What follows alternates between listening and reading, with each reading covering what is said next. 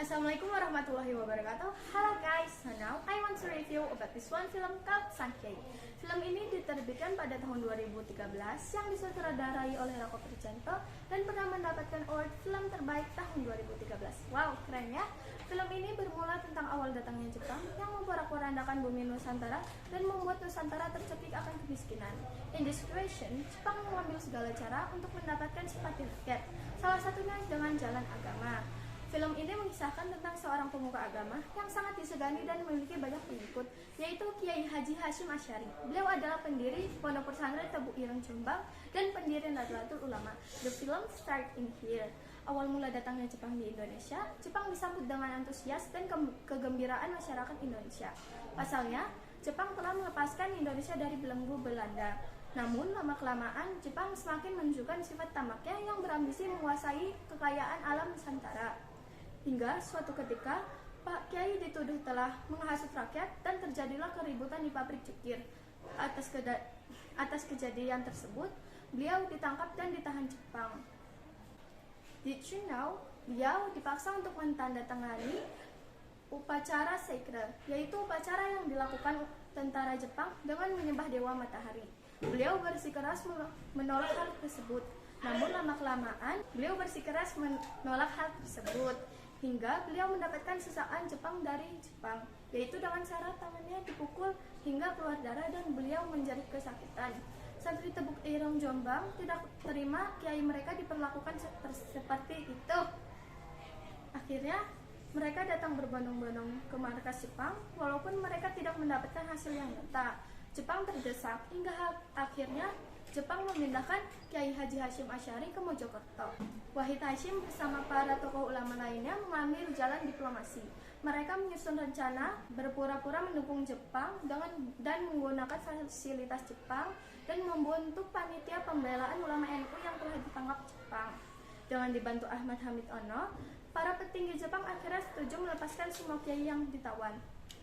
Pada 7 Desember 1945, Jepang mengumpulkan di Batavia, Jepang mengumpulkan seluruh kiai yang telah ditawan. Hingga pada Oktober 1943, Jepang membubarkan MIAI atau nama panjangnya Majelis Islam A'la Indonesia dan mendirikan Masyumi yang dipimpin oleh Kiai Haji Hasyim Asy'ari. Jepang meminta Masyumi untuk mendirikan khutbah propaganda dengan syarat memperbanyak hasil bumi dan disetorkan ke Jepang. Kebijakan tersebut menuai protes dari berbagai kalangan. Pasalnya, hasil bumi yang seharusnya menjadi sumber kehidupan masyarakat Indonesia seharusnya tidak disetor kepada Jepang. Berbagai kalangan melakukan aksi. Salah satunya adalah Kiai Haji Zainal Mustafa. Atas tindakannya tersebut, beliau dipenggal hidup-hidup di depan masyarakat oleh Jepang agar masyarakat takut dan tunduk kepada Jepang. Tokoh Harun merasa Kiai Haji Hasyim Asy'ari telah berbeda. Masyarakat berpendapat bahwa Masyumi telah berpihak kepada Jepang karena membiarkan peristiwa tersebut. Akhirnya pada 14 Agustus 1945, keberadaan Jepang semakin melemah dan masyarakat Indonesia semakin bersatu. Para tokoh nasional memikirkan ide untuk kedepannya. Akhirnya, 3 hari kemudian, kemerdekaan telah dikumandangkan. Bung Tomo ikut menyuarakan kemerdekaan di depan rakyat Surabaya dengan menyebut nama besar Allah Subhanahu wa Ta'ala. Film ini diakhiri dengan meninggalnya Kiai Haji Hasyim Asy'ari. Kematian beliau menjadi duka dan kesedihan yang mendalam, bukan hanya untuk keluarganya, namun untuk para santri dan para tokoh masyarakat lainnya. It's a hero ya guys, turut berduka cita. Film ini patut direkomendasikan untuk berbagai kalangan. Enggak harus semuanya ya guys, soalnya ada beberapa kekerasan di dalam film ini. Film ini menceritakan tentang perjuangan santri dalam melawan penjajah dan beberapa perilaku Kiai Haji Hasyim Asy'ari yang patut kita contoh walaupun melalui hal-hal kecil.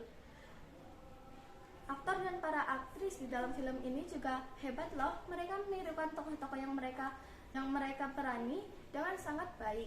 Namun tidak mustahil ada beberapa kekurangan di dalam film ini. Pasalnya, di menit-menit terakhir film ini ada beberapa bagian yang dipercepat dan ada beberapa peristiwa penting yang tidak dimasukkan ke dalam film ini. Oke guys, gitu aja. Gimana, tertarik buat nonton? Film ini berpesan kepada kita untuk terus melanjutkan perjuangan para santri-santri di zaman dahulu dengan giat mengaji dan belajar menurut pada guru dan kiai. Oke, thank you for watching. Wassalamualaikum warahmatullahi wabarakatuh.